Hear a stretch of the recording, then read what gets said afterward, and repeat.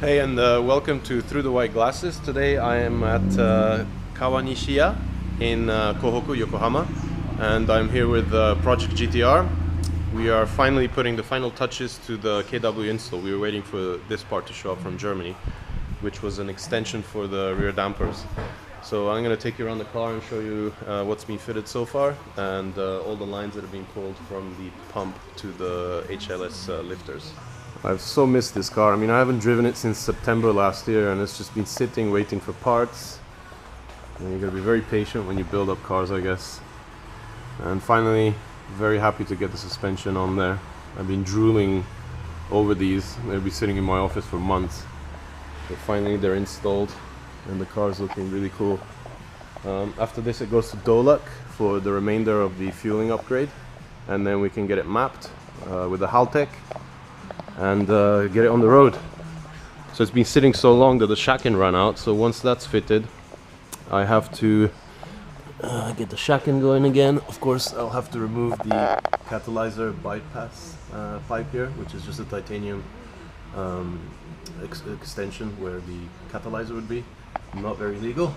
And then hopefully the drive shaft shop carbon propeller shaft won't cause too many issues at the shacken center.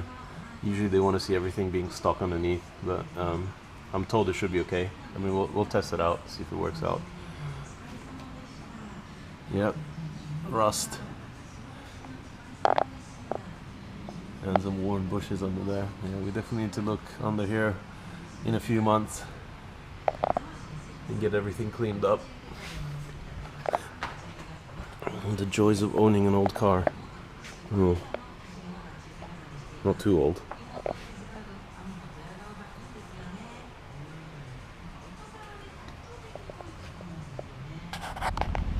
So we were quite lucky to discover that there was enough space, just enough space behind the trunk separator here, which you can see here on the floor.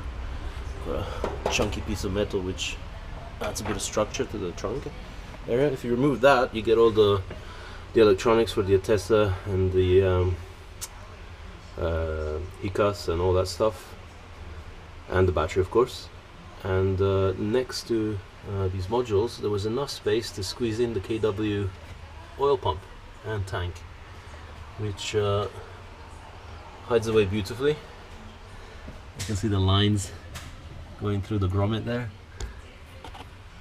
behind there, into the pump, in and out. So once the separator is put back in place, everything will be hidden, which is it's just the way I like to do things. I hate things to just stick out like sore thumbs, and when this kind of thing works out, it just makes everything better. So I'm here at the back of the GT-R in the trunk area, and I was looking at all the little electronics and modules and fuse boxes and all that crap that they hidden behind the trunk separator, and I spotted the yaw sensor here, and funnily enough it's made by Mitsubishi, so probably the same unit that was used in Evos. Who knows? It's mounted pretty much center to the car, obviously, because that would dictate or get accurate reading for when the car yaws left and right. I don't know, something interesting. Thought it was cool.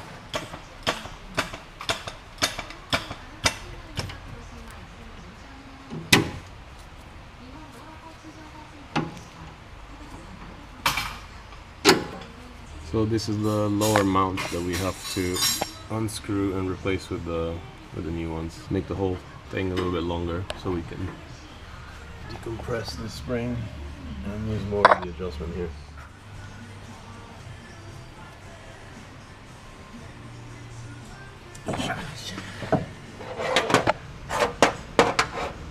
So there's a difference. It's literally double the size because under the bolt area, just pretty much the same length. So that should give decent adjustment.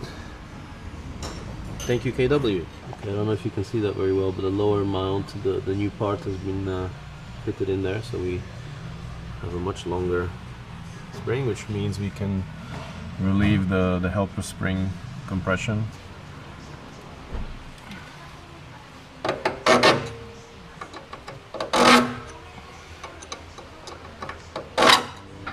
Now we just have to square up the ride height on both sides and then do a little quick alignment. Make sure the car sits well, both with the lifter down and the lifter up.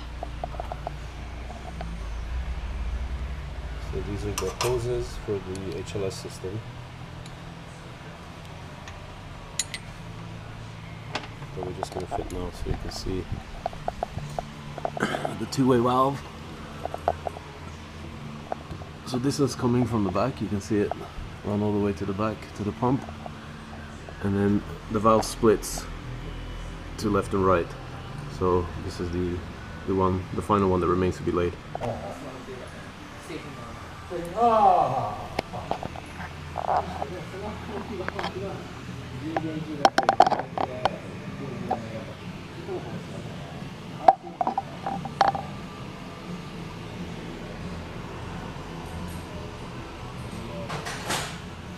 So the pump is just being slid out here so we can get access to the filling cap.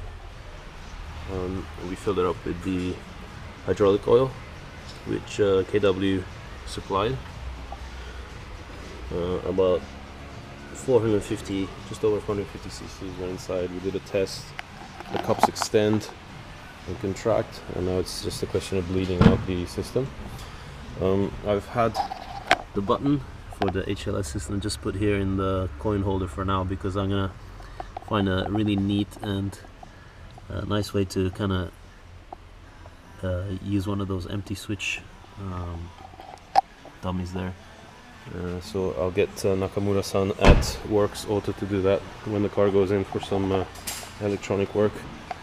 So this guy right here. Car's being lowered, we fit the wheels back on, and it's sitting quite nicely. I mean, there is a piece of wood on each of the wheels, so it's still not like at ride height, but fender gaps I'm talking are decent enough. I'll get it all squared out after I get to test drive it a few times, but it's all looking good. And next is checking out the lifter again.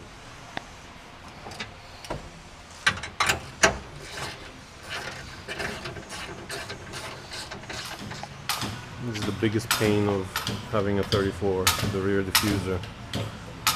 It's cool, but you gotta remove it every time you go underneath. You need to fiddle around with stuff under here.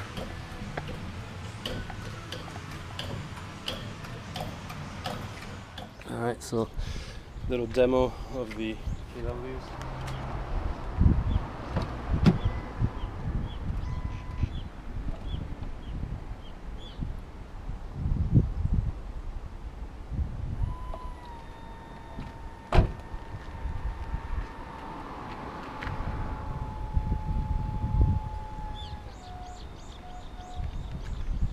That's the highest position, and then you press it again and it drops.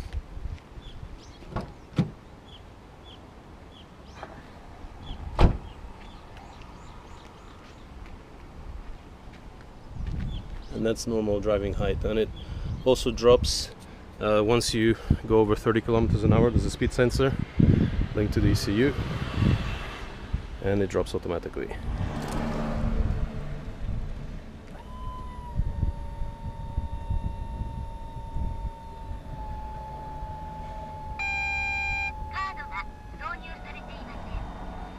Once the light is completely on, not sure if you can see that. Yeah, that's the highest position.